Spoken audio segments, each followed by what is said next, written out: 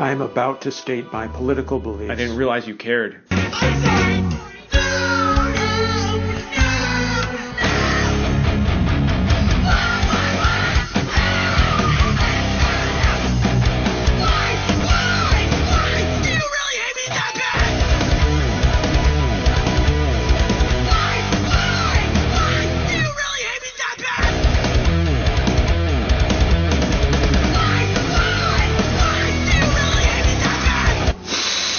And how hard we're all fighting for rights not to be taken away. Fucking stop dating men. Stop having sex with men. Stop talking to men. Divorce your husbands. Leave your fucking boyfriends. Leave them. They don't give a shit about you. And I promise you, come over to the side. I will bake cookies. I will shave your head if you want me to.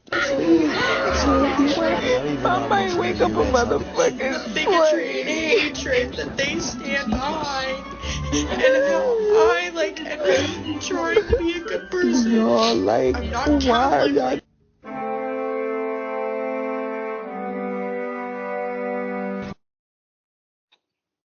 Okay, so welcome for another month of the Girls Club.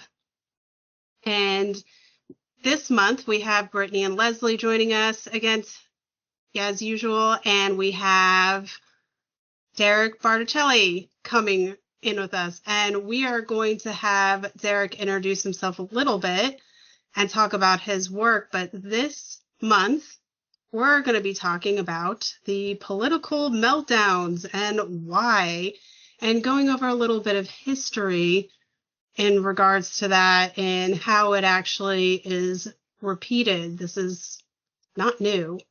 We have seen this before in our history where people, they come together and they become fanatical and they latch onto an ideology and they just lose their minds and they do really insane things. And that's all part of conditioning and their own personal problems that they already had that they never dealt with.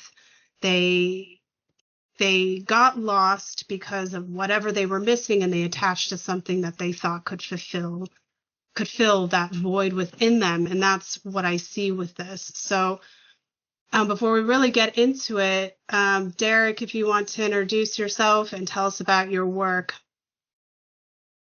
Sure, yeah. But before, I love what y'all ladies are doing. The Girls Club, it's an awesome collective y'all got and had some really fantastic episodes. Just wanted to salute and pay homage and wonderful respect to all y'all. So, yeah. And obviously, with my wonderful co-host Leslie Powers in the house that we, her and I meet up weekly usually with our show Dissolving the Divide. And I'm really happy and honored to be a part of this discussion because this is really some of like the meat and potatoes, if you will. Sorry, vegans, but as far as like these dialectical divides between people and the red and the blue and if they even knew what was behind the curtains and all that jazz. But I'm a conscious DJ. I've had my YouTube channel AwakenYaMind, mixing, like some pretty cool soundtracks to higher states of awareness, if you will, for about a dozen years. And it's been, that's my bread and butter, if you will. And just doing a lot of other things and just having my alchemical awakening in that really was the catalyst for me to, it's that, heart wrenching notion when that heart is activated to like, wow, like this is what it feels like to be actually human in a sense and have that true heart-based intelligence and compassion and a love for life, love for self and all these things. People need to experience this, but there's, initiations that they have to go through. It's not some one-off. It's not a TikTok, Tic-Tac video, whatever the hell, and all these things that this instant gratification has been leading the modern world into just a dystopian mentality in a sense and just the state of affairs. And this is what we're going to get into as far as the meltdown. So, yeah. Thank you. And Leslie and Brittany, do you guys have anything to add before we start into some of the history and then we can really get going? I have a quote here. I don't know if now is the good time, but I'm going to say it anyway. It's just also kind of a little intro to another project I'm involved with called Healthcare Revealed with Corey Inderlot, Stephanie Moe Davis, and Scott Gordon, where we're really looking at the connection between our healthcare system and statism and how that has become this very dysfunctional mess, basically. But we had a slide, and I pulled it out to give you this quote.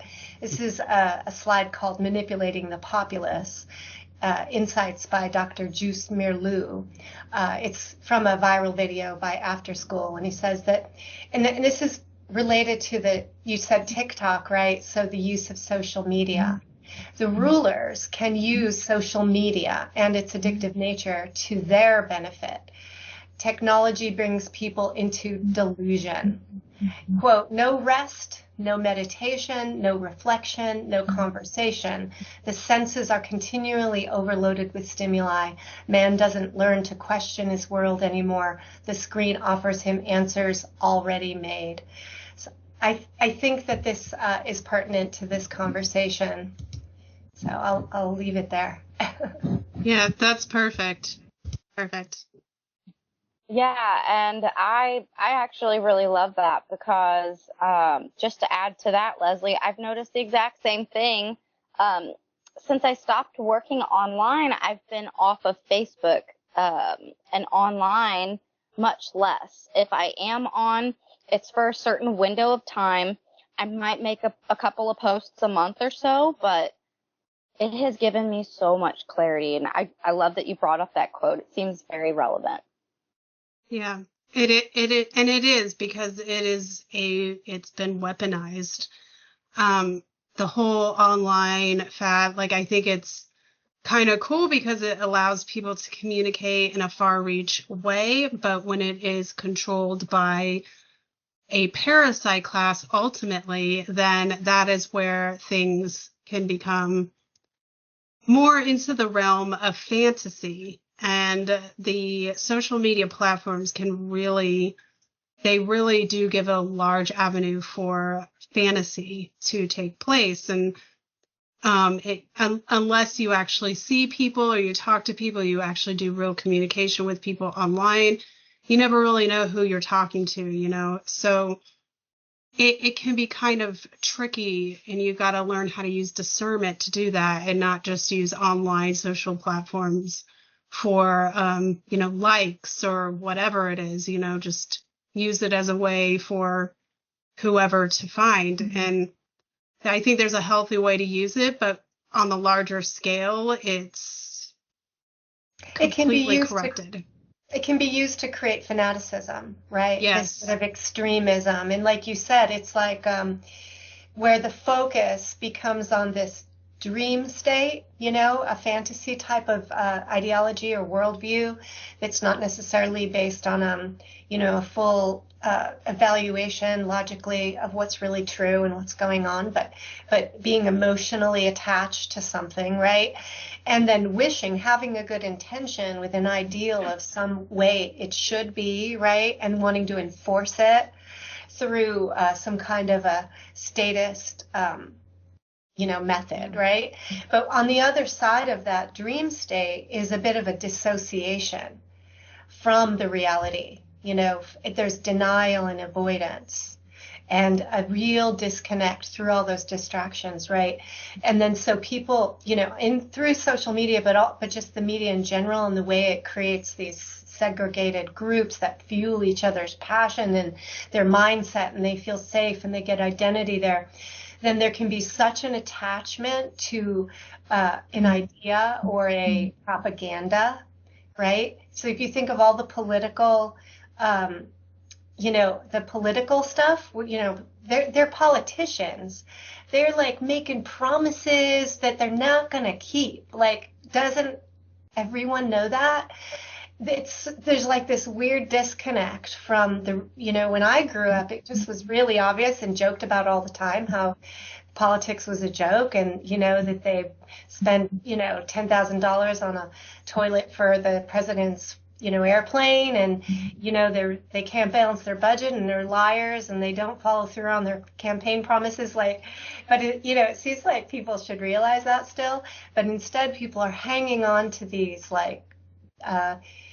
sacred cows and then emotionally amplifying them and telling stories and attaching it to a political party as if, and then guessing, like drawing false conclusions about what it even means that people voted for someone else. It's just so distorted.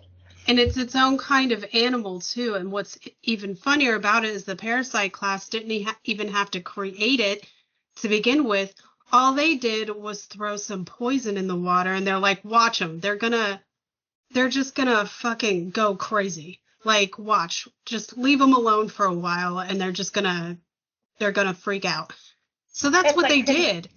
And like, what's even funnier is like part of these meltdowns that are taking place, and I'm gonna read a little bit of what I've put together, my thoughts of it, and you can let me know what I think is and this is really all like so far what I've seen on TikTok, and I don't have TikTok. I have a Twitter account. So what's happening is all the people who do have TikTok, they're saving the meltdown videos and then putting them on Twitter and making fun of it.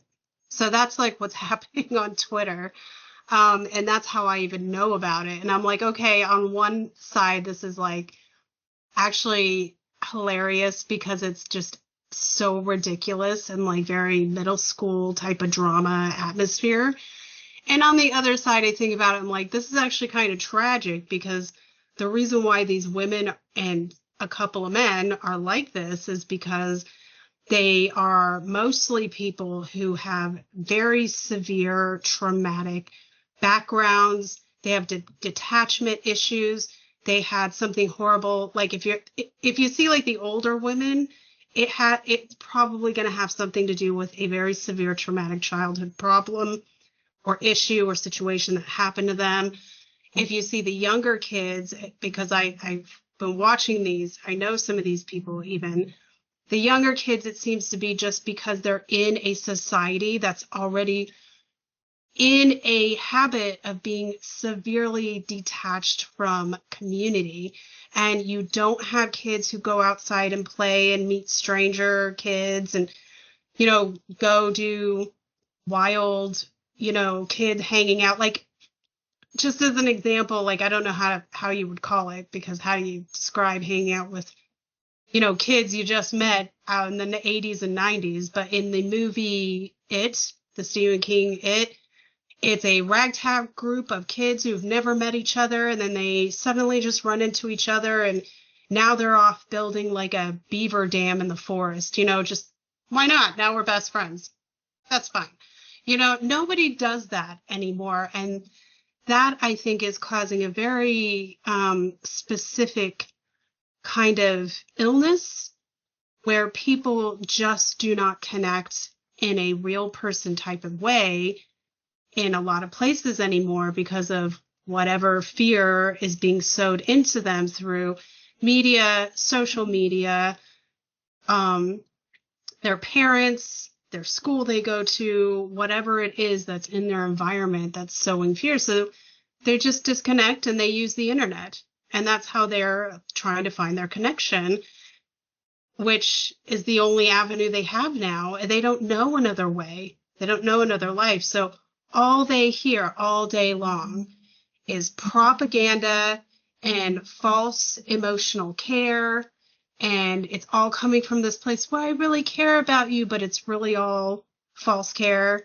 And it's hyper emotional. And now everybody's got a mental illness because they are sad or they're depressed, or, the sound is too much, or light is too much. And people highly sensitive people. Yeah, people are right now identity. Yes, and people are starting to think that this has something to do with them biologically, and nobody's looking at the external issues. The lights are too bright because LED overhead lights are bad for human brains. Like, that's a real thing. Like, people are having emotional troubles because now we have stuff like 5G in every single living room. And I think 5G is like it's got a signal off of it that makes us feel really uncomfortable. I mean, it makes me feel uncomfortable. I can actually identify it that way. It's always done that to me. But like energy waves can do this to us. And, you know, people are sad or depressed, which is a completely, or even anxious. And this to me is a normal human emotion in a world that is completely controlled and overran by a parasite class. This is a normal response. And people are like, no, I'm a little bit sad, so I need some sort of mood stabilizer, so I'm happy. And then mood stabilizers they can actually change the brain chemistry in a permanent way if they are taken long term. Like, this is all stuff that people don't connect or they don't think about that are connected, and they are very much connected to each other. They're not separate issues. It's all part of the same problem ultimately. So when I started seeing the meltdowns that were going off, I was like, oh, here we go.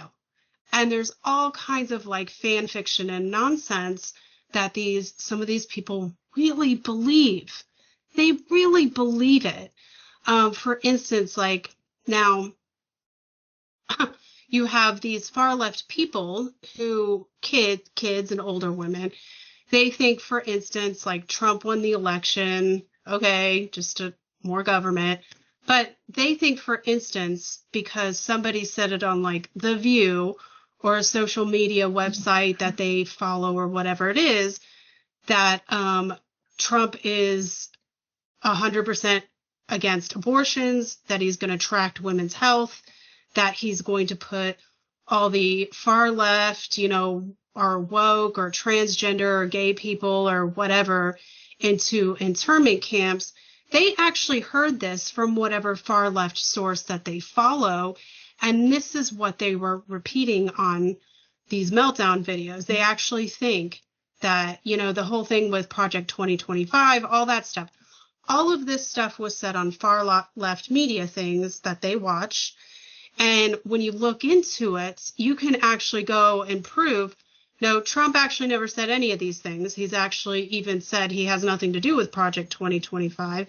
All of these things are fictional constructs that the far left has done. Now, I'm not going to say that the far right is any better, but just going on this side, what I've noticed the most is that the far left side of this animal, they're using that side of it to sow a lot of unhealthy, mentally ill inducing propaganda that's really making people insane through poison food, poison medicine, poison media, whatever it is, which then in turn instigates the far right side of the animal who's going, ha ha ha ha, you know, like, let's make insane asylums great again. And I'm like, okay, do you have He's any our like hero. He's yeah, gonna, do you root out all evil.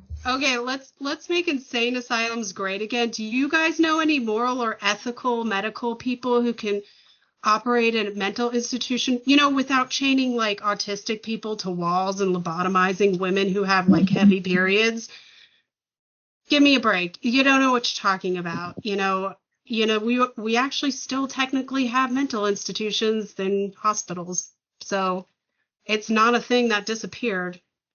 So you have two sides of this animal who both have very different perspectives because of whatever it is they're watching through media, through social media, and other propaganda channels that they find. And there's not enough people who are like coming into the middle and evaluating the entire situation as like a full scope. So that is what's happening that I've come across as far as this goes. And I'm like, okay. I mean, I'm not going to make fun of them because it's a little bit tragic, but it is I'm also laughing very at behaviors. I'm not laughing at them as a person and trashing them as a person, but I will laugh at those terrible behaviors. Yeah. So, Sarah, you had mentioned, there's two different extremes, and I have to share something Brian has shared with me quite often, because in my, like, new agey kind of phase, there were tons of half-truths. There were tons of things that did serve me, but that's all they were. But I was there. A lot of people who fell into the New Age movement are actually very left-leaning people. And as soon as you kind of know the distinction between, like, what is, like you had said, they're very different beliefs. What is the left for and what is the right for? You can kind of see where their behaviors are coming from. And Brian often says the people who are very left-leaning, they're deranged. They're more heart-based people. But what they lack is logic. The heart, without the mind and without logic, can be very easily manipulated. Emotions, are like water, and they take the shape of whatever contains it. And water is very symbolic of the feelings and the heart space. But like you said, Sarah, there are so many different things that have been pushed, like so many different stories about Trump. I also went down that rabbit hole, and I was like, well, what the fuck did he actually say? And what actually did happen? When you bring in logic, it picks apart all of the delusions. It picks apart all of the distortions, and all that can be revealed is the truth. And with the truth, we have the proper awareness so that we can make choices that will actually yield us genuine results. But a lot of people are stuck on the far left. They're kind of stuck in the heart, and they're lacking logic. A lot of people who are very far right, I'm even more identifying with more conservative beliefs, but I still feel somewhere kind of in between. But people on the very far right who are like, no, Jesus is the way, no abortions at all. You're going to die. I don't care. You can't abort that. Like, those people are more logic leaning, and they are lacking heart, and they are lacking care. And I've seen this happen quite a lot, even in the freedom and anarchist community, including with myself and Brian, where, we have heavy Libra dispositions between us. We will go explore each side of the scale, and then somehow we always come right back in the middle, where it's like, okay, now we see what the perspective was on this half, and then now we see what the perspective was on this half, and like, what do we believe and what do we know to be true? And it's always a blend in the middle. But I just had to share that because there are very distinct behaviors, and there are people who are losing their shit. They literally think because Trump won, we don't have rights anymore as women. What? Yeah. Like, I'm still working a job and helping to manage a gas station in town. Like, I can still have a baby. Like, I don't want to kill a baby that I get impregnated with, so I'm not all for that abortion. But if you want to go do that, you can. Like, I have sports, and it's like, we're not actually losing rights, but people are just so stuck in the delusion. They're stuck in those feelings of like, what if this is right? They're not actually going to see the evidence. They're not actually doing the critical thinking and seeing where's the bullshit, where's the truth, and what do I do with all of it? It's a fear-based response because of all the nonsense fantasy propaganda they've been sewn into. And both sides can kind of be like this. Like, you've got the far left who think that now women can't do anything except, cook. Now all we can do is like cook in the kitchen barefoot and have a bunch of babies and whatever. But then they're also being told misinformation, medical misinformation, which is very dangerous. I feel that they're saying that, oh, now we don't have any abortion rights, and abortion rights include this, and it's a whole list of like medical treatments that they're listing. And I'm like, okay, there's only one thing on that list that actually has to do with abortion. All those other things are actually just regular GYN treatments for women. That's it. They're not abortion treatments. So yes, and they don't understand Roe versus Wade either. They think that Trump is gonna mandate this. Dude, actually, with the turning over of Roe versus Wade, that means that you have the power. Like, if you want to live somewhere that allows that, you can go move to a state and that always votes for that option. I wouldn't call it a right. Like, it's per the state. No one's saying you can or can't do anything. They're saying, you know, it's based on the state, and that result is going to be based on the voters, assuming or if the representatives of that state are actually people of integrity.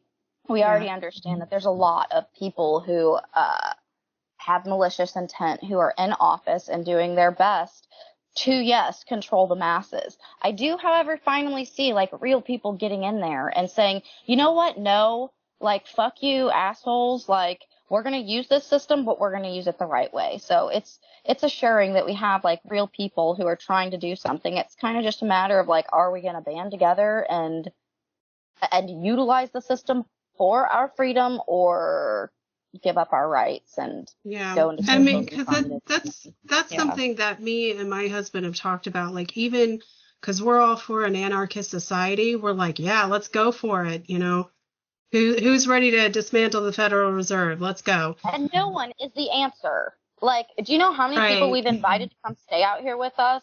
We just stopped inviting like 2 years ago, and it's not what it could be, and we don't have space to house extra. We'd have to clear land. But, like, for people who are fucking serious, we would do it, and everyone says they want to do stuff, but there's no follow-through with action. No. So most people don't want to govern their own fucking life. They are happy to have a representative make all these different choices. But if we want our choices to be honored and respected, we have to care enough to do something about it, and there have to be enough of us to make a difference, you know, so that we are not just swayed into whatever, you know, corral they want us to be in. Yeah. Well, go on, Leslie. I think we need to hear from Derek here. Yeah. I know you got some ideas. Oh, wow. I guess it's my turn to mansplain to the ladies, right? No, just kidding. Oh, no. Explain all you want, Derek. Explain all you want. Yeah, we're not doing any man boycotting in the girls' club. Yeah, we're not hostile towards you, You're not Derek. down with that 4B movement, obviously, but yeah, so. But I like, I think it was Leslie, you mentioned or Sarah, it could have been you, with the red and blue, the dichotomy of that, and like the different types of characteristics of, like the Democratic, it has more of that feminine, which is why it's blue, and then the red and like the masculine and all that stuff. That's why it's a little more, it's got more yang energy, if you will, right? But obviously both sides are highly controlled, contrived, and confusing. And with the right especially, that's kind of where we have, I guess, the Karens, if you will, and how their heartstrings have been pulled and exacerbated so much, and they just projectile vomit that stuff and that programming onto other people sometimes. And it's really kind of horrific to watch sometimes. And I'm going to get into some notes because I just dropped my pen. But I wrote a bunch down, and actually even before y'all invited me on, I was actually going to do like I'm trying to get into Substack. Sarah, I got to be honest, you inspired me to get that going, but I love to write too, and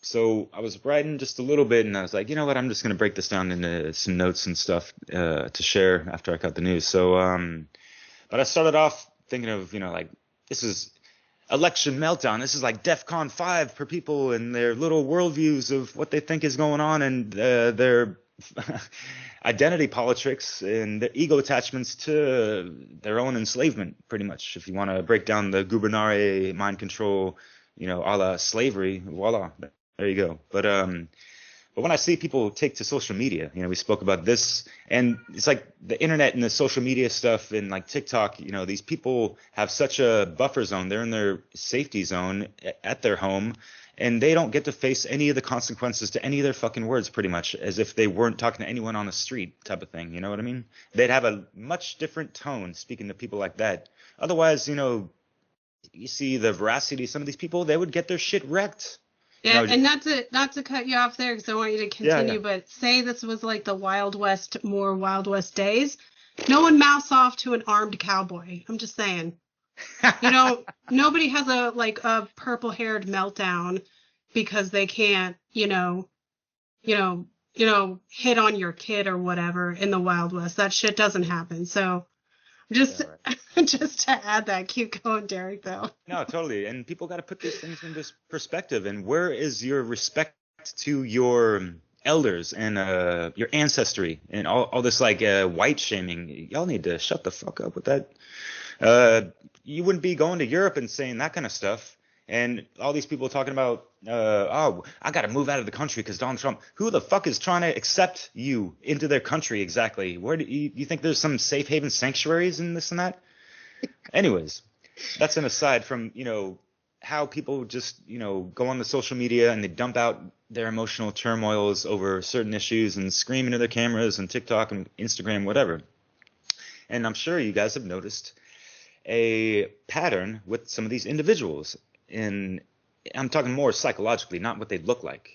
People got to get, beyond the, although there are certain threads to that, but, people need to just take people as an individual basis and not have that overgeneralization, compartmentalization about these things sometimes and whatever. But as far as the patterns, you see this victim state, attention needy, identity politicking, haven't done their inner work gobbledygook that they're just, spraying all over social media type of thing. And they're doing it in an immature, reactionary, uncontrolled anger manner. And that's their ventilation type of stuff. I mean, no one in our circles is going to, saving up their pent up anger. All right, you good to go? Press record. Yeah, it's all emotion and action. There's no thought in there. It's unrighteous indignation. If you ask me, it ain't righteous. Yeah, it's beast consciousness. Yeah. Bottom of the barrel, beast consciousness behavior. It's a lack of responsibility to some degree for your own thoughts and feelings and expression. It's choosing, your emotion to justify a loss of proper behavior. Emotional reasoning. People are identifying their identity. They're identifying so deeply and closely to, like you were saying, it's kind of a dream world. An ideal or a belief or a worldview, which they could also be attaching that to a political party or a person, right? And so they're putting all this weight on this kind of savior, to solve all the problems and fix the world, and the world will fall if this doesn't happen. And as a mental health therapist, I've seen on lesser levels with some of my clients, real depression and fear around the election, and feeling really feeling internally like their house is burning down. That what's being propagated in the media is linking in with their own trauma story somewhere, probably unconsciously, like you were saying, Sarah, earlier, and then it's activating parts of their own minds that are taking over from the logical brain. And they're not really thinking, not really using the trivium, but being activated emotionally and feeling like, the world is ending, and that, the environment is going to be destroyed, and that women will have no rights and the children's future will be terrible. Now, this is the thing. To me, it doesn't matter whether it was left or right. We still have some dire future if we are going to go along with the politicians and, kind of believe in either side, so to speak, So bad things will likely happen, and then the lefts are going to come up and be like, you see, we need to go left. And, in 4 to 8 years, try to steer it to the left. They're just afraid they won't be able to get to steer the ship back that way. Who knows? But if the left got in, it would be the same direction, place that we end up. It's just going to be maybe a different route and a different way. But I think people are just so attached that it's hitting their fight or flight and their survival instincts. Yeah. And it is all a fear-based response, and it's all emotion and action and no thought.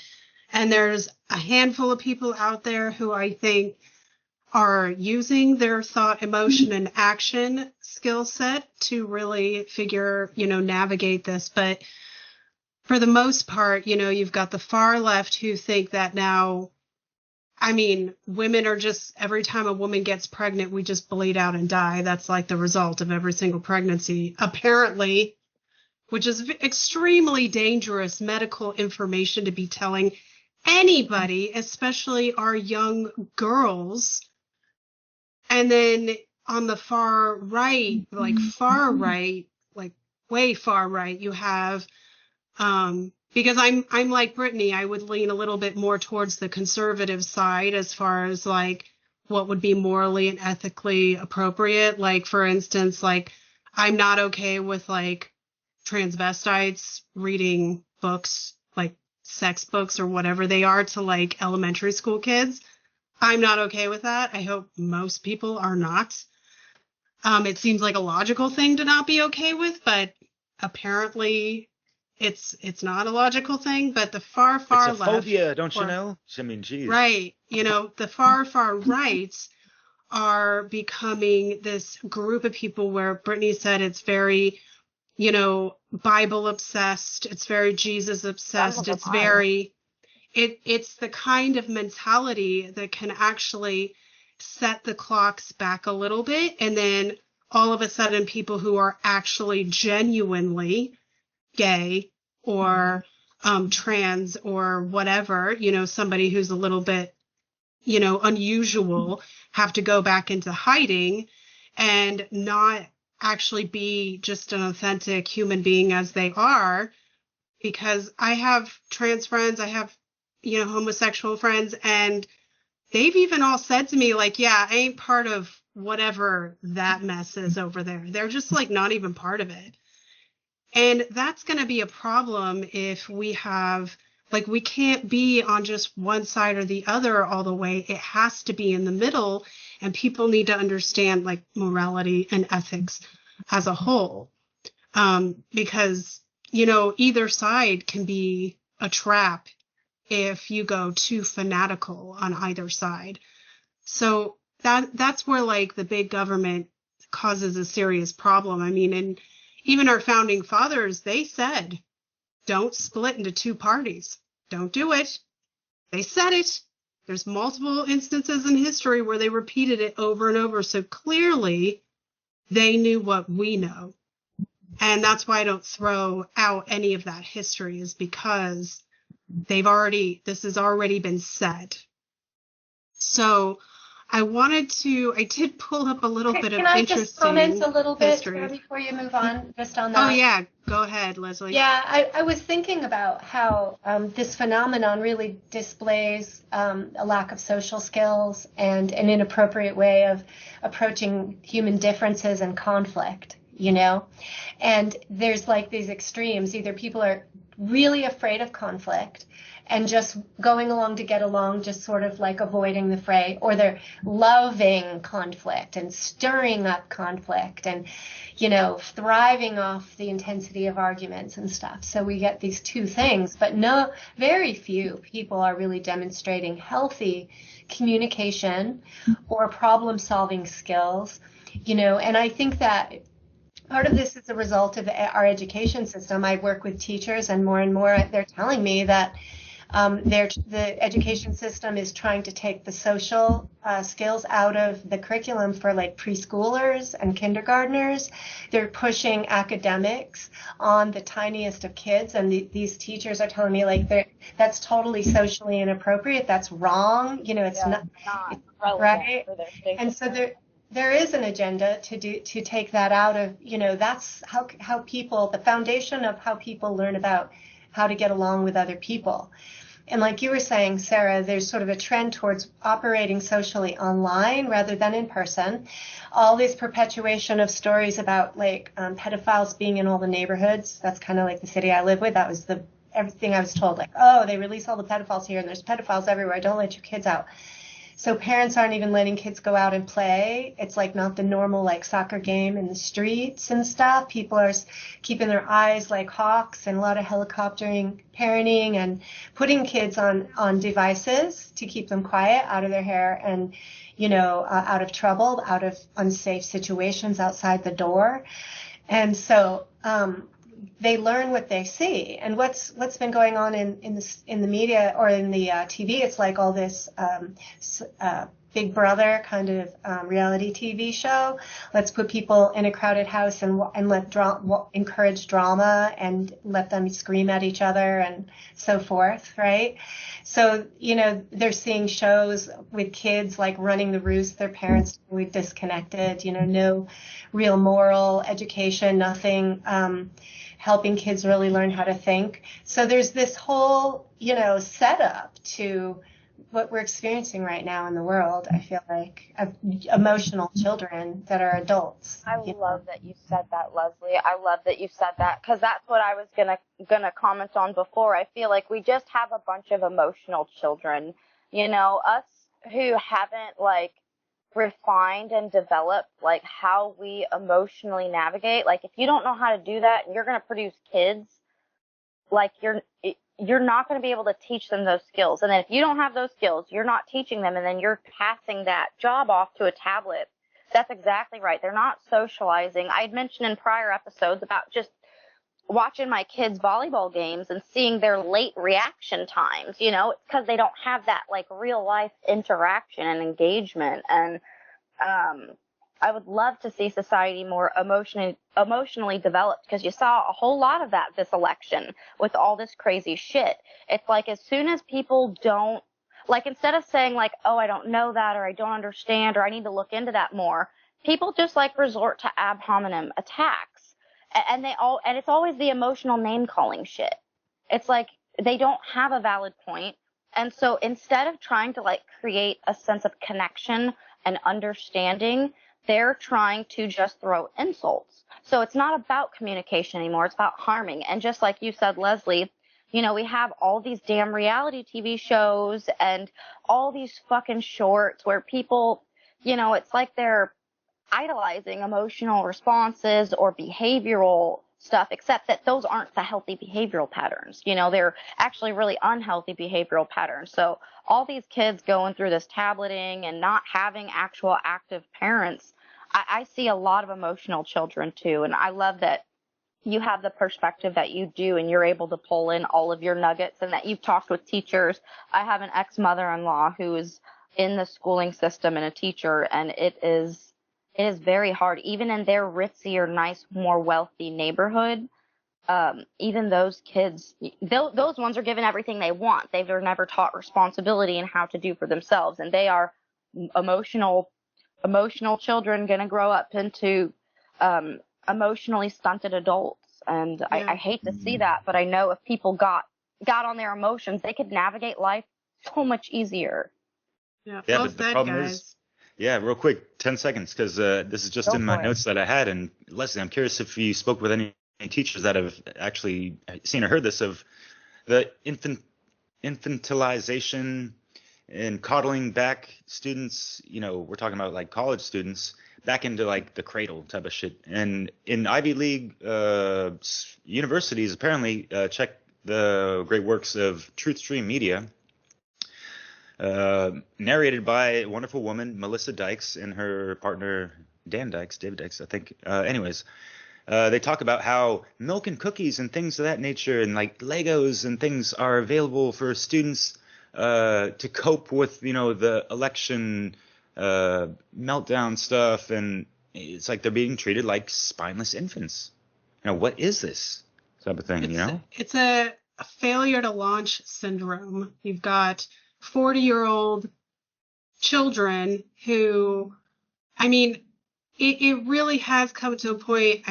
When a couple of weeks ago, I saw some of the first videos of these meltdowns, for instance, and it's actually a man my age who was sitting alone in the dark with his phone like this, bawling his eyes out because Trump won the election.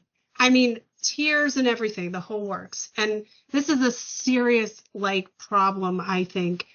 And especially to see that in any of our men. I mean, I'm not saying men can't cry, okay, that's fine, but to be bawling your eyes out like you're 8 years old and somebody stole your favorite toy. And then want to show yourself crying on video and sharing it with the world. Yes. That's really concerning.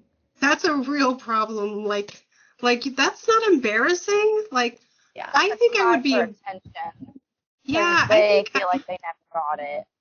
Yes, that's it. It's an emotional detachment problem. They've never even learned how to be authentically attached, or even learning the skill of being alone and knowing that it's okay to be alone with yourself and with your own thoughts. And it's fine to be alone. Like, I love being alone. I mean, I love being with my husband and being married. That's awesome. And I love my daughter and hanging out with my daughter. But man, I really like them. I really like everybody to just go away sometimes, and I'm just alone. And like, I could sit and yeah, I could really sit for like hours in silence and just so. Like, I am okay with doing that. But I mean, maybe this is a skill that people really need to learn, that it's okay to be with just yourself. Right. And and to not need like a validation or likes or to be kind of agreed with. Because I think that you're right.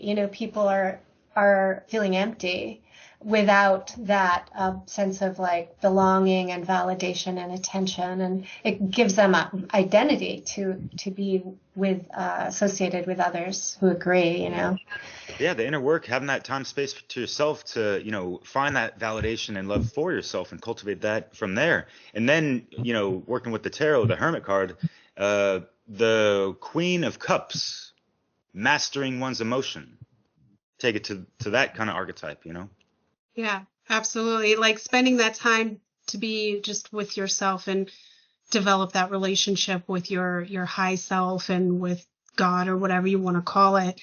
That is private, personal time. I mean, even if you're not doing anything important, like I'll just like, sometimes I just like sitting and watching like old episodes of Dark Shadows, and listening to all the clips of the guy who does the show, things like action clip, like they have all of that in the old show, and he's the most irritable fuck you'd ever listen to. He's like, clap, like he is like, he's had enough, because like they're just like, whatever, and I'm just messing up all the time. So he's all I love that guy. That's my favorite guy in that show. And I could just watch Dark Shadows like that and just like crochet, just be with my own thoughts. And like sometimes, Derek, like with writing, that's where I really get my I can think through my ideas, and that's okay to do. And I think that's something we really need to bring back. And then when we start maybe encouraging that more within our communities, perhaps we will stop seeing so much of the distortion online that's taken place. And teaching our children, to be okay with quiet and lack of stimulation, right? And we all can benefit from being in quiet without sounds, right? And sitting with ourselves and turning our attention inward and noticing, and giving ourselves time to think through, because we're constantly distracted, and in this sort of artificial stimulation system that is created through our phones, we are not going to be really discovering truths. We're always going to be in some kind of a reactive programming to what we're receiving as stimulation, and we won't be sorting that out.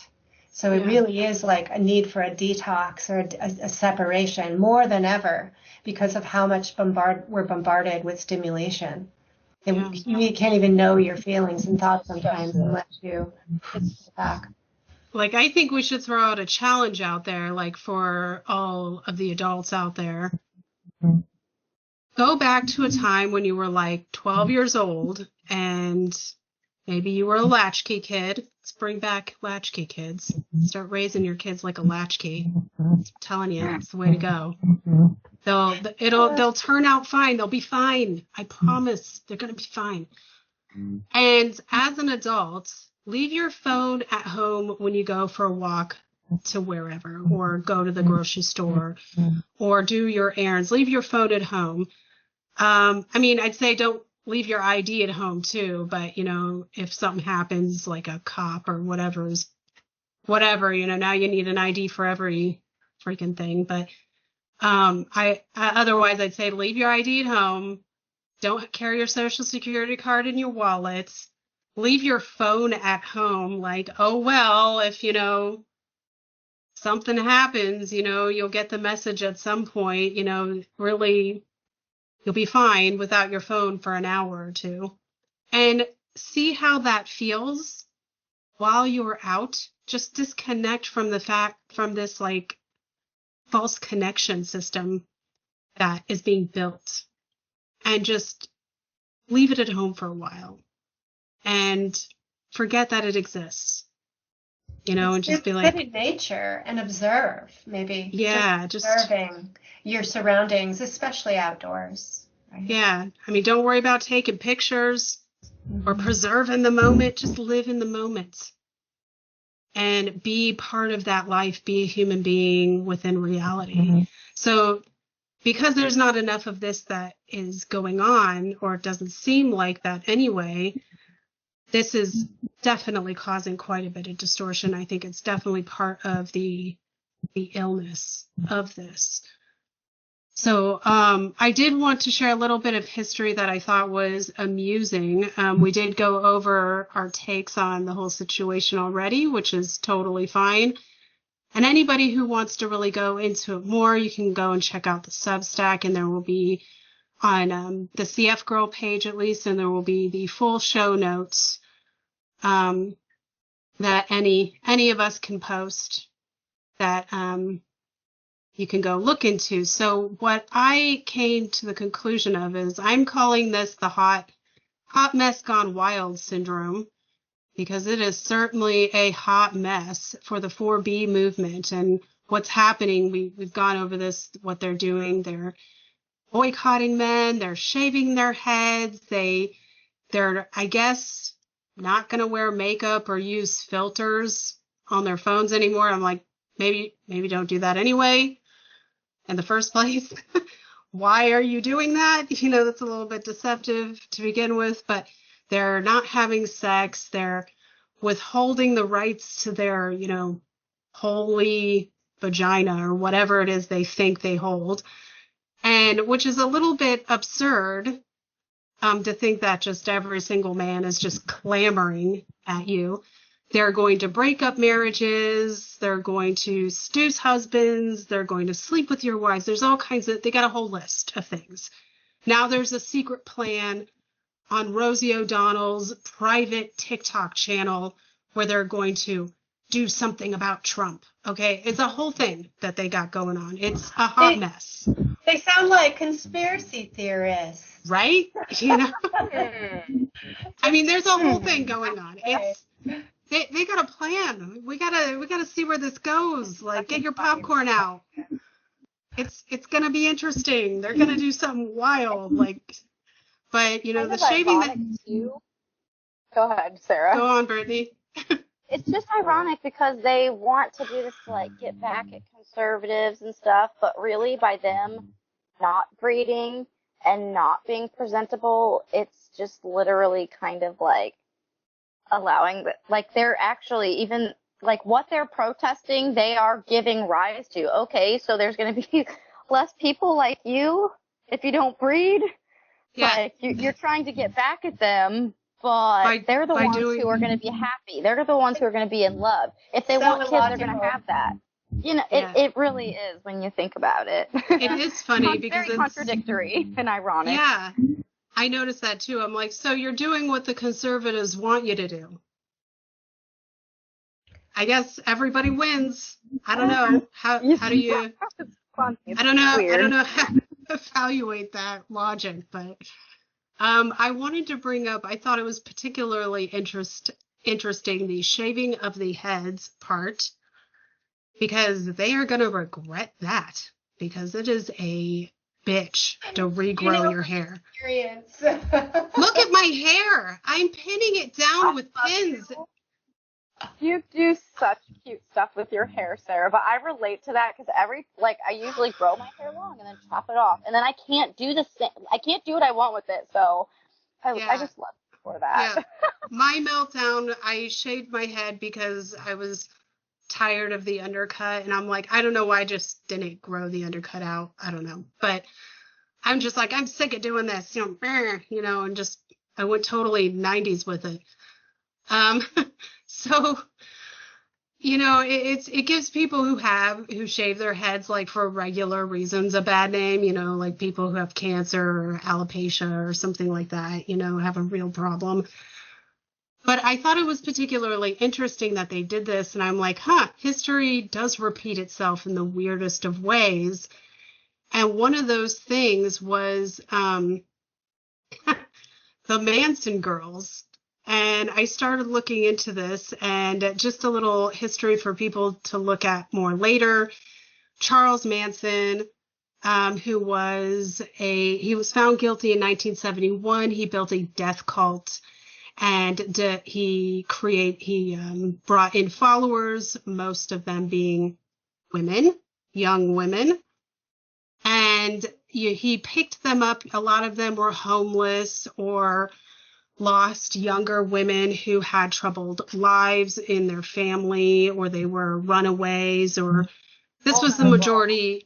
Yeah, this was manipulatable. Yeah, very impressionable young women who already had trouble within themselves through either already being mentally ill or having a horrible life in their family for one reason or another. That's why girls run away, is because there's some kind of abuse going on in the home. And that's typically why girls run away from home, unfortunately. So he would target these young women, and he would give them the things they thought they needed: emotional connections, sexual connections, things that are very external, very temporary. So he weaponized their emotions, and before you know, you had these girls being obsessed with him. They would do anything he said. He was, the Jesus of their group. And that's the funny thing about it, is Manson never actually murdered anybody himself. He got other people to do it for him, mostly these young women who just did it. And during the trial, specifically during the trial of Charles Manson, there were 3 women who were being convicted of the charges of actually murdering some of the people that they murdered. Like, I think it was Sharon Tate, and that whole group. And, people can go and look into the history, but this is just talking about the trial. Susan Atkins, Leslie Van Houten, and Patricia Krenwinkel. They were 3 women who were actually tried for some of the murders.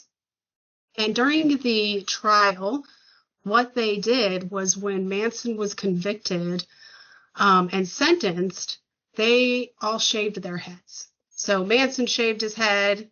They all shaved their heads in protest of Manson's conviction of the death penalty.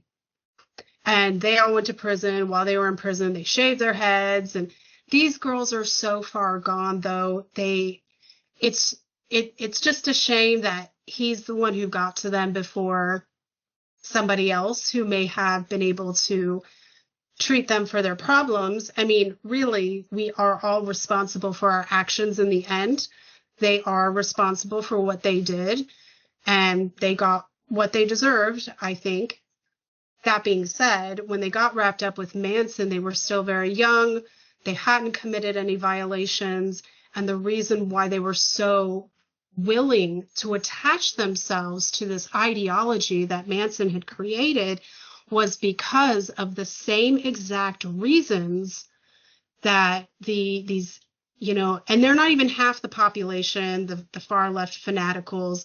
It's like less than 18% of these people who are doing, the really fanatical far left behaviors, the emotionally unchecked behavior. They're all lacking the same things, and it's all coming from the same kind of problems.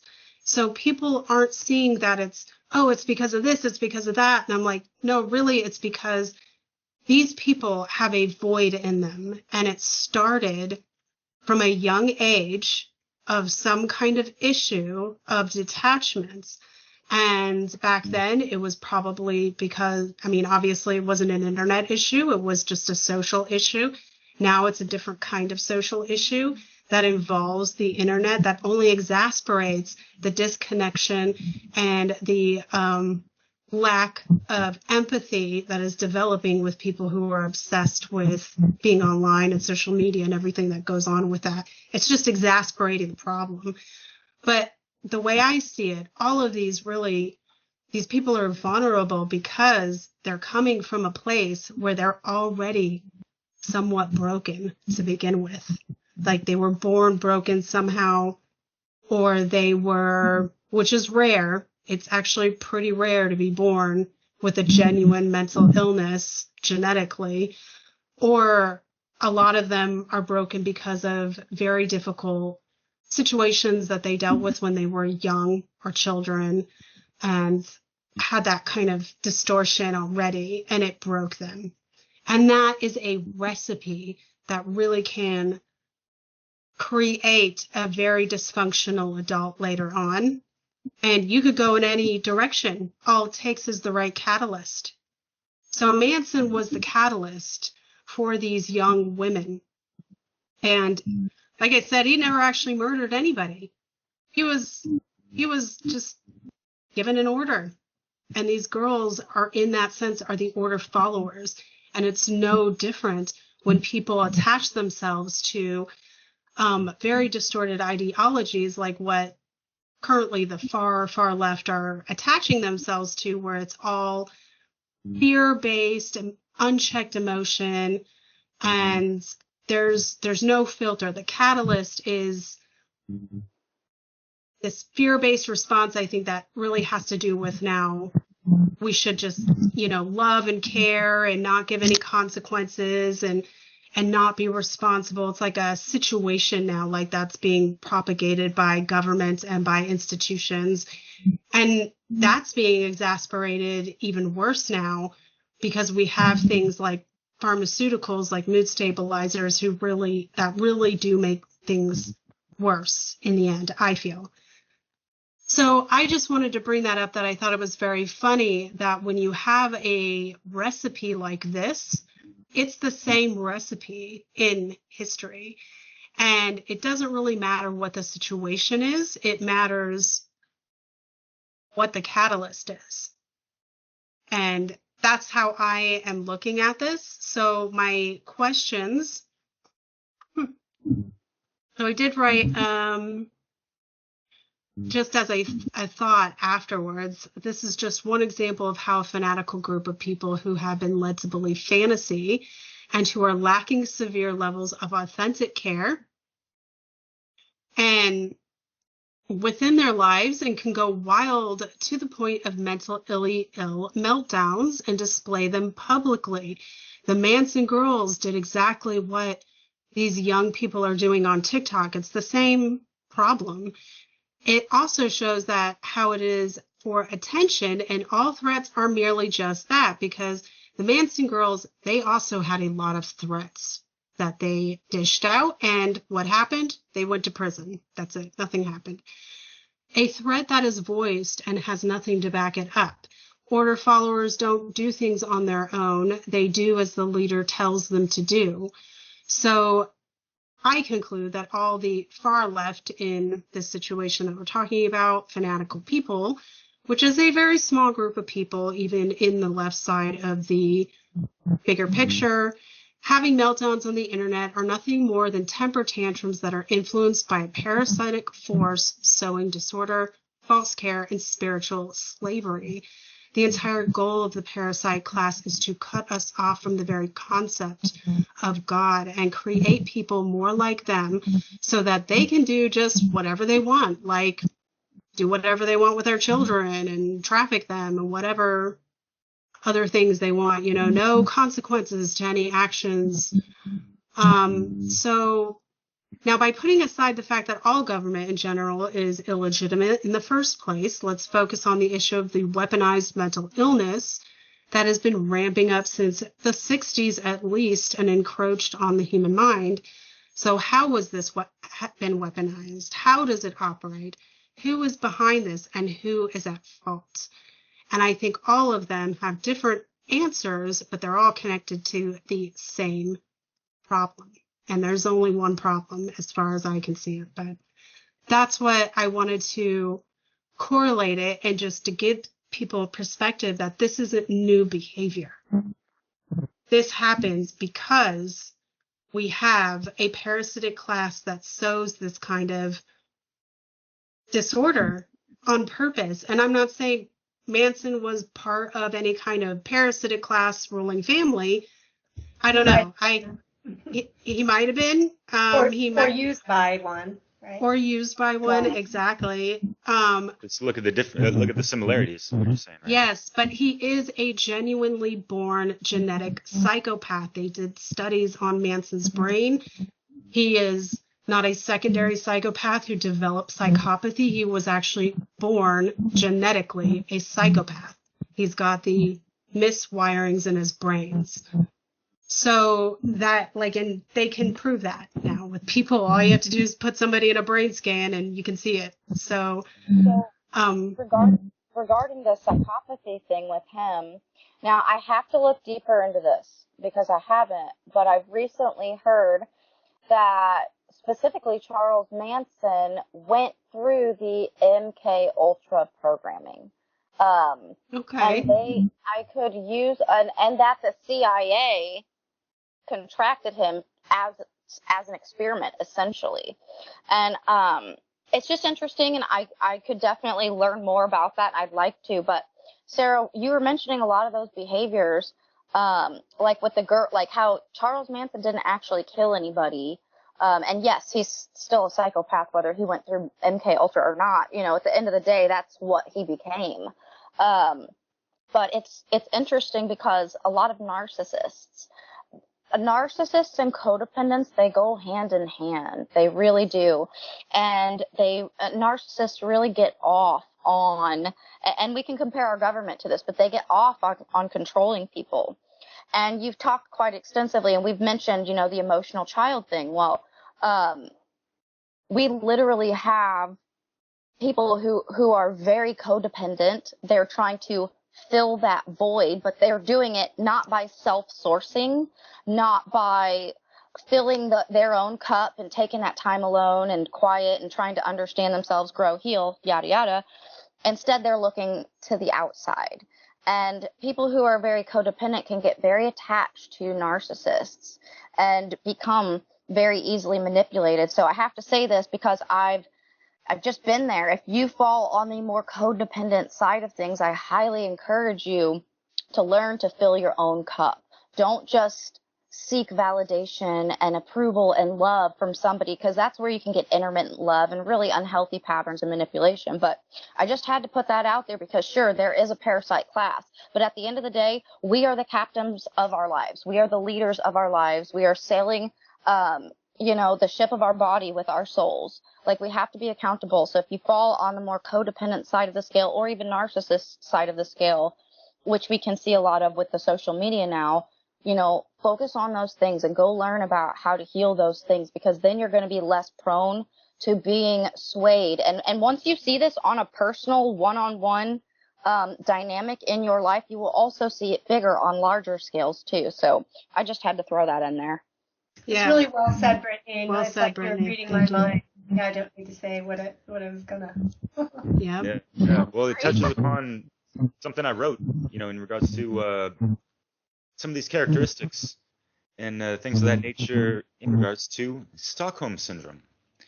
And yeah, coupled by the the parasitic nanny state, granny state, whatever colored panty state, the patriarchy, because they're so patriotic, right? Does anyone get that phonetics, right? Patriarchy, patriotic. Are women understanding that when they're talking about smashing whatever the fuck?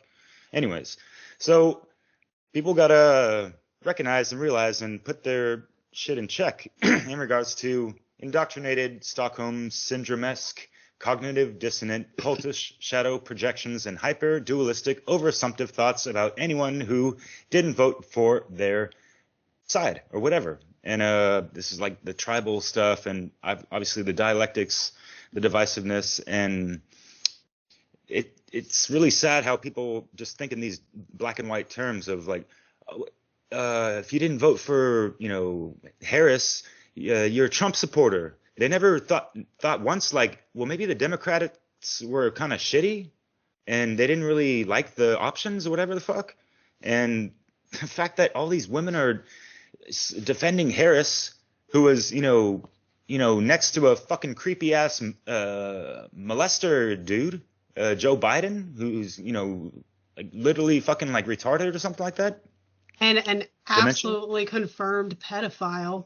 So right, exactly. So, but no, all of a sudden they just push Harris, a couple months and like, we worked so hard to get her on the back, this stuff. Like, no, you didn't. Are you? What the fuck do you actually do? People that work shows so hard. Sorry, go on. Oh, no worries. It's just people got to really consider things outside of their little box and echo chambers and all these things, and maybe check to see if their shit stinks. But some people have their heads so far up their ass that they can't smell it. It's just omnipresent. It's what they're used to now, kind of thing. Yeah. And we don't consider people who like, well, what if you didn't vote at all? And right, yeah. What if you don't want to vote for? I mean, I even know people who are Democrats, and they're like, I ain't voting for Kamala. She's like autistic. Like she can't even string a sentence together. Like based off of that, like alone, like all she does is talk in circles, and it's like, I know Democrats who are like, I can't vote for that. I don't even know what the hell she said. Like what is that? But it makes them feel good, right? It's that. But it makes them feel good, and it's like that logic, like you said before, right? Yeah, no logic, right? There's no logic. It's all heart based, and like Brittany said it very well. The far left is very heart based and operating on that like hyper inauthentic feminine qualities that are distorted, and then the far right are operating on the very more logical and inauthentic male aspects of reality. So or mentality, I should say. So it is all like there's no balance in the middle, and there's nobody coming into the middle and going, well, maybe we should try something different. Maybe we should learn from history and not split up our parties. And not split the party. It really resonates with Mark Passio's presentation of the left and right hemisphere imbalances. Yeah. What we're seeing is just kind of that concept in action, I think. Yeah. Just as much as there can be an inauthentic feminine side quality, the inauthentic woman, there can be the inauthentic man. And really it all comes down to being an inauthentic, distorted, fractured, imbalanced human being. Whether this is whether it's external feminine or masculinity or internal feminine or masculinity, it really can cause all of the same problems. It's all just distortion, and it all creates fear-based responses. Like the far left thinking now that all women are going to be thrown into internment camps or whatever. And, currently in the very far, far right are thinking that anybody who's gay or trans is some kind of predator, which is also not true. So, I mean, people need to start coming to more logical conclusions about things, but I think the only way that we can do that is by understanding our history and understanding that maybe we shouldn't just run to the priest in the white lab coat to hand us some kind of medication to make us feel better. We need to start taking responsibility for all of our emotions and all of the things that we take into ourselves, because we're only taking them in because they affect us somehow in a way where they speak to us on a level that maybe we don't even recognize. So that's what a trigger is. Something happens and you're like, what? And you get all triggered, but really that's just like something you haven't dismantled yet. And it's a emotion or something that happens where you haven't fully evaluated it yet, so that you can correct whatever the problem is. So that's how I've come to understand it. So anyway. Yeah, well said. So I want to hear more from Derek too, and everybody about what they think are some of the solutions that we could come up with, or I don't know, whatever you guys think about it. Ooh, yeah. And I'll also give a male perspective of just observations of, these females, with too much yang up in their thing and this and that. And I've been living in France for 15 years. I've had a wonderful, beautiful wife we were together for 11 years. She's from Tahiti, French Polynesia, if you will. And I'm currently with a wonderful older woman. We were divorced, but it's all good. And she's older, 54 years old. The last child she had was 45 years old. She went through a lot of holistic protocols to have pleasurable experiences with all three of her kids during childbirth. She didn't experience pain. She didn't take pain, all that killer stuff, whatever. And so if women can get back more in touch with their inner yonis, that would be a good start. And she's actually brought into life, aided the birth of over 9,000 children, actually, in her line of work. But she does acupuncture and hypnotherapy right now. It's cool. She's awesome. And, it's interesting for me. I'm from California, yet, I haven't been with an American for half of my life, pretty much. And I don't see the reason. I don't know. I have different preferences, I guess, and there's just a different mentality and feminine essence that's expressed in other countries. And a lot of people have the assumption that, because they're in these bubbles, right, in these echo chambers, that they think, they got, the right thing and they're living the life and they want everyone to have it type of thing. And they just don't understand how some things are actually better elsewhere and all these things. And another good thing for people to read, because this is being brought up it's very ostensibly, I don't know who kind of made this a buzz phrase to say, but The Handmaid's Tale, women are actually concerned that this is going to happen because Trump is in office. There's another fucking puppet at the helm. And as if their, choice isn't a fucking puppet or the lesser of two fucking evils. It's still fucking evil, people. Figure it out. And reverse evil and bring life back into yourself and the people around you. Because, just dwelling on this evil shit, you can see just the doom and gloom sadness within their eyes, the windows to the soul type of thing. But actually read the book, A Handmaid's Tale, and try to look into someone's breakdown of it that has studied the occult or esoteric information, if you will. And you have to supplement those types of readings with the 1984's A Brave New World and just Slave New World, if you will, kind of thing. And Logan's Run. Yeah. Draw back from your ego attachments to what you think you know on a lot of stuff, and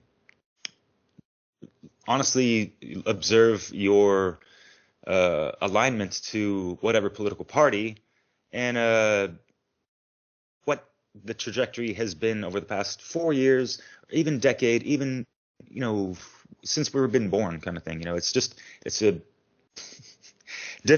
same shit but different smell, and whatever the hell, as I like to say. So as y'all mentioned, it comes back to, that more, self-dependence and responsibility. And I hear y'all ladies out there in internet land, and strong, independent woman. That's great. Yeah. I'm a son of a very strong, independent woman who made a killing of a success as an immigrant from Germany, and I'm not out there like virtue signaling, like, and this and that. It doesn't have to be that way. Just live as the example of what you want to see more in the world, and less yapping and more snapping into action, aligned with your, heart, mind, and guts, logic, rhetoric. No, logic, understanding, rhetoric. Get the great. So that's really something. That's really something to say, though, about your mom. I think, more women could maybe. That's pretty powerful. Like, less virtue signaling and more action on your own part, on the world you want to manifest around you. But yeah, that's interesting. You brought up The Handmaid's Tale, because people are like, this is what happened. It's going to be the Handmaid's Tale world. And I'm like, have you ever read that book? Because what you're describing is going to happen. None of that happened in The Handmaid's Tale. And so, and also that was a situation that took several decades for them to get to that point. And they all think Trump is going to do it as soon as he enters the office in January, and he's going to be able to accomplish these things within the 4 years he has left, because he can't do a third term. There's only 2 terms allowed. He's already done 1. So they think that he's going to be able to create this world of absolute male dominance over women in 4 years. I mean, the Nazis couldn't even achieve it. They failed in that whole thing that they did in World War II. And it took them like nearly 20 years just to get to the point where they were actually putting people in camps. What a position of powerlessness to think that could get that out of hand. I mean, and it's not, in the meantime, the slow churning is happening, right? The frogs are getting, increasingly hot temperatures inside. It is happening, but it's not because Trump's there or Kamala could have been there, to stop it. That's the thing people are delusional about. Yeah, it's insane. They think it's all like can be put on a speed run. And I'm like, I was watching one woman actually have a breakdown in her closet. She's in the closet. I don't know why she's in the closet, but she's in the closet going, you guys better prepare because Trump won now. And this is our last year on this planet, because say goodbye to global climate change. Oh, the last year. In her closet. She could stay there. Sorry. It's a clear lack of using the trivium. Oh, can't really hear you. Brittany, I'm sorry. Yeah, Brittany. Oh, you're on mute. Okay. No, I'm sorry. I'm here. I'm listening. I'm just going to go dark and go to the bathroom. I wanted just to highlight the trivium process, the grammar, logic, rhetoric, that's clearly missing, even the concept of doing such a thing is missing.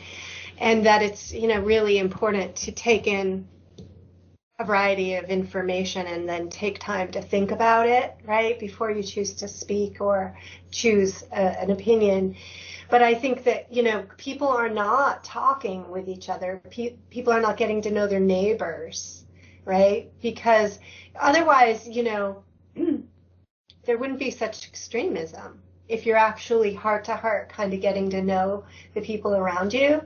And I think that that's a real reflection on our society and a big part of the problem, that people are not interacting with each other and seeing that everybody is a part of their tribe and circle, and that you need to learn how to get along and understand each other's perspectives and have a win-win kind of mindset. And I think as a solution that, as opposed to having stereotypes, assumptions, and biases, right, which is a big part of the problem, and fear, that we need to instead come together and get to know each other through building community at the grassroots level, you know, in real time, real people, to do an inventory of their environment and their home, their space, their neighbors, their community, and start talking with each other and seeing each other themselves as an agent of change, having that internal locus of control, recognizing that, you know, we are a part of the solution and that it's through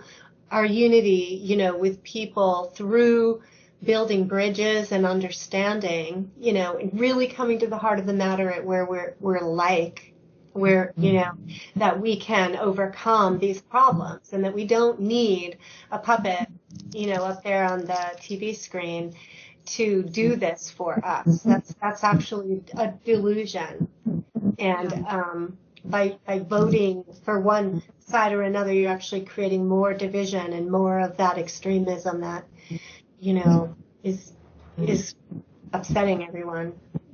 Yeah, that's a good point to bring up, is like people forget it's what we do with our communities and how we build that. And, you know, there's a saying, it takes a village to raise a child. That child is every single person in our community.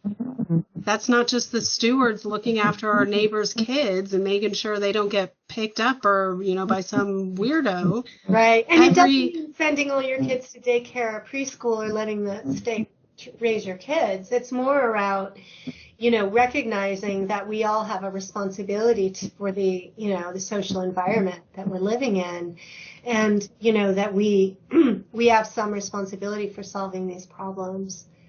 And I think that overwhelms people. I get that. It is overwhelming because we've, through this prolonged period of like some degree of slavery, our humanity is just in a mess, right? Yeah. But I think that, you know, understanding yourself, you know, emotionally and cognitively, and understanding how the human psychology works really is essential for this. And being able to witness yourself and to observe your logical fallacies or your cognitive distortions, understanding what that is, and understanding that emotional reasoning is not logical. Okay, emotions are not logical. They are not telling you the truth, and that they're a signal to pause, calm down, reflect, and gather yourself, right? Evaluate your thoughts, and then value and seek the truth, as opposed to being right or just gaining, you know, your moments for validation. Share that. Love that. I was just going to say a different version of the same thing, Leslie. I totally agree. Just if we can get more people on board with doing the inner work, we'll actually see more progression. And I don't mean like the leftist progression, but more forward movement, and we'll see more of the changes that we all want. And Derek, you had said it earlier, part of that is like being that change, you know, and working to become what you want to see in the world. And I through working and helping to manage a gas station, I have been very humbled. Admittedly, in ways I am overqualified to work at a gas station. And I had to swallow a great big thing of pride, but I am so honored and humbled to do my job. And it's just a job that brings in money and that brings in resources to my family, but I'm really getting out there and getting one-on-one connection time, and the feedback I get is what is so humbling.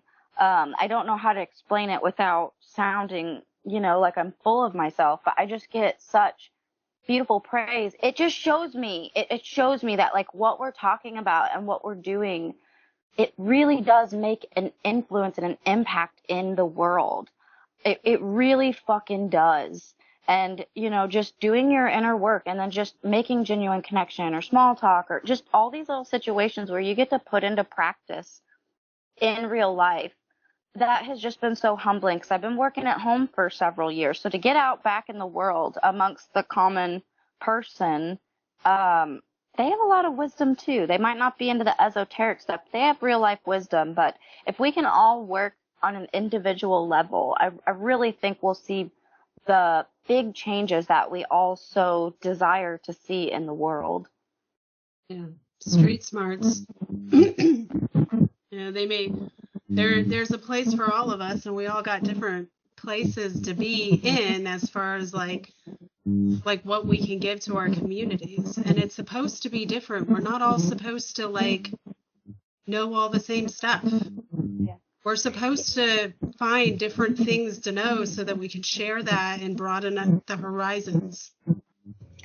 You know, I wanted to bring up just one other thing that was a push my buttons. So, because what I want to say is another solution is that doing what is right, you know, and really people seeking to contemplate what is right and to establish, you know, true morality.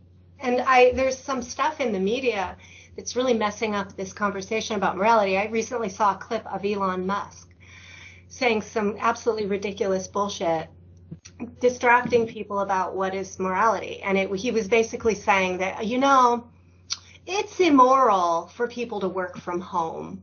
You know, it's just not fair that there are people, you know, have to go to work to, you know, build a car, and that some people get to just decide they get to work. And that's immoral. And it was like so bizarre to hear this guy who people like adore and like see as this super smart guy totally obfuscate what morality is, because morality has nothing to do even with fairness necessarily, right? Morality is about doing harm, really hurting other people, stealing from them, killing them, you know, violating them sexually, lying, coercing, right? All of these things.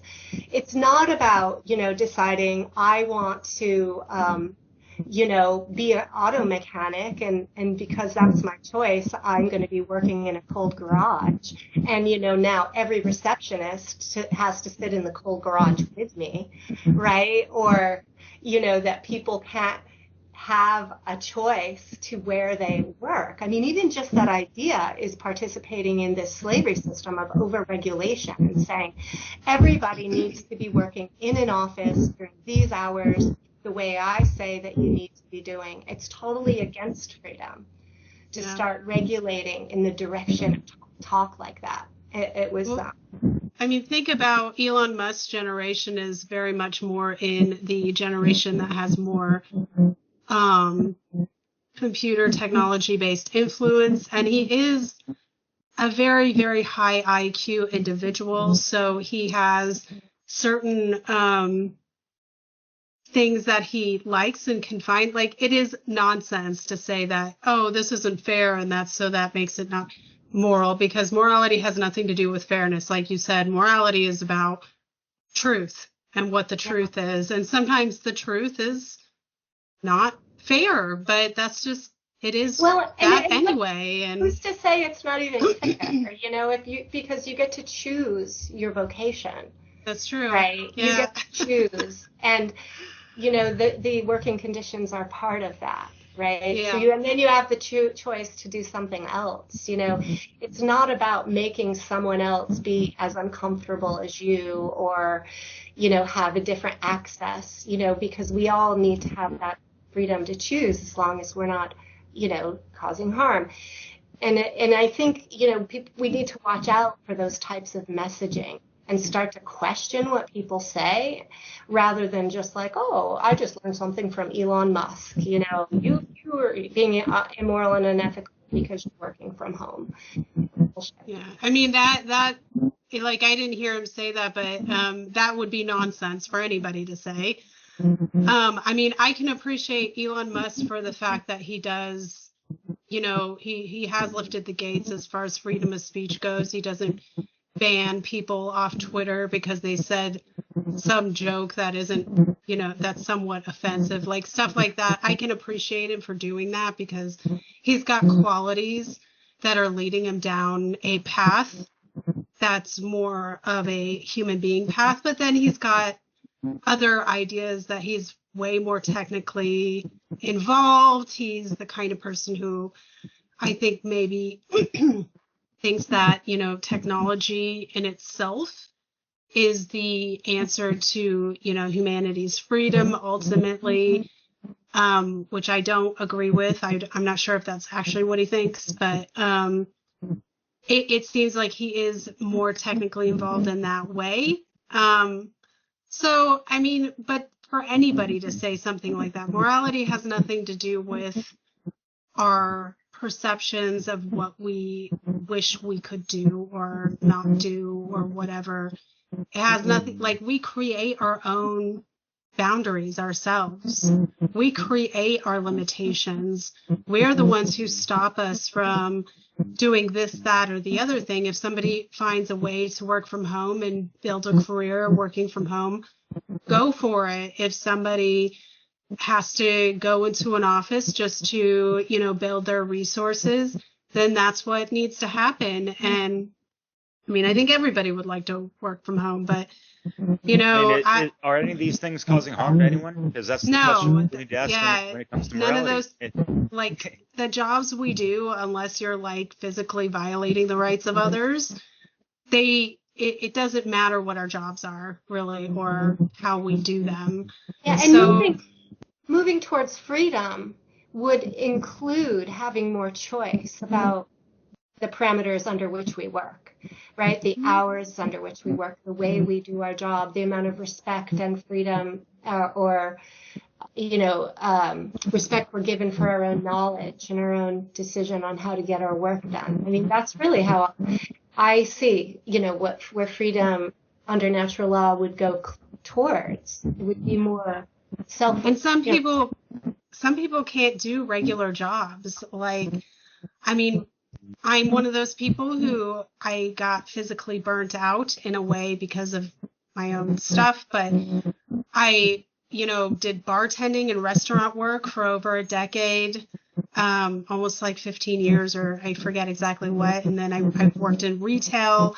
I worked multiple jobs at a time. I've done the in-office job. I've worked in offices, and I did that for the majority of my life. And I just was lucky enough that I got to a point where my body literally cannot handle that kind of standing on my feet for 8 hours a day, 7 days a week, or even 5 days a week.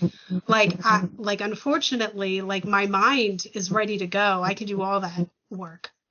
But my body, after about 6 weeks or so, at the age of 40, with my particular condition and the way my insides work now, will only land me in the hospital. And it actually will land me in the hospital. Like, this has happened multiple times where we had to come to the conclusion that I cannot work a regular job. And I was only lucky enough to have a skill to fall back on as a seamstress.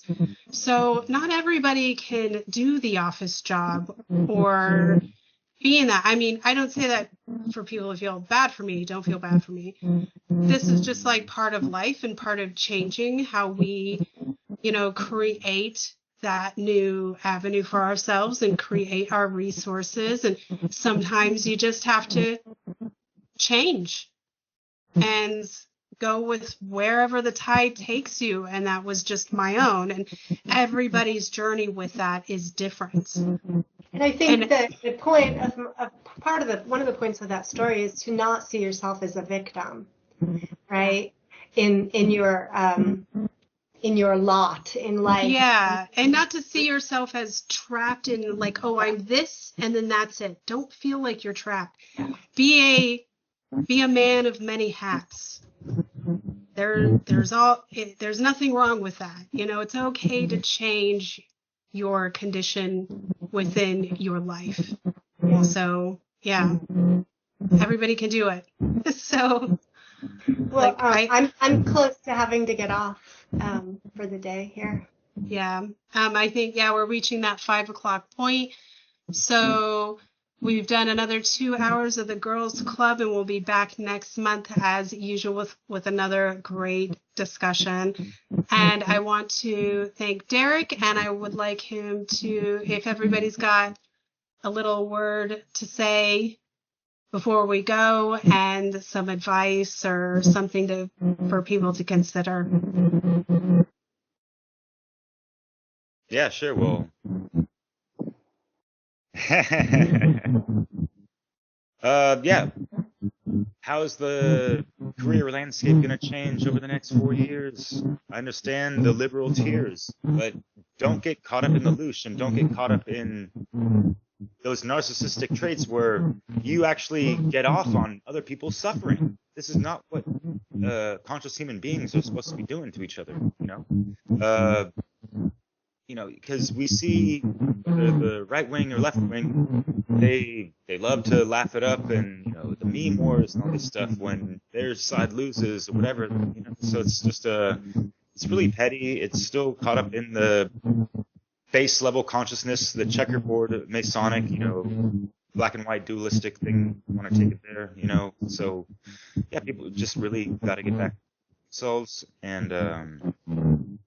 Yeah, it's being on the plane of effects is what people are protesting on, this and that. They're not able to really make change because they're not on the plane of cause. When you understand natural law, cause and effect, causality, those types of things. So we have to understand, like, the politics are on the side of effects, and you're not going to change things through that, unfortunately, to where you think things are going to go. And yeah, there's thousands of people hacking at the branches of evil. Very few are striking the root, yet people that actually think they're hacking the branches of evil are actually aligning to it through government and that kind of thing. So keep those in mind, and also vote with your dollar in regards to all the oligarchic corporations that are backing a lot of government and are protected by, and all the lobbyists and all these things, right? So all things need to be considered. And yeah, I don't pledge allegiance to this draconian shit. I don't know why anyone would either. So c'est la vie, co-sign your name on natural law, freedom, and your own soul kind of stuff. Thank you so much for having me on.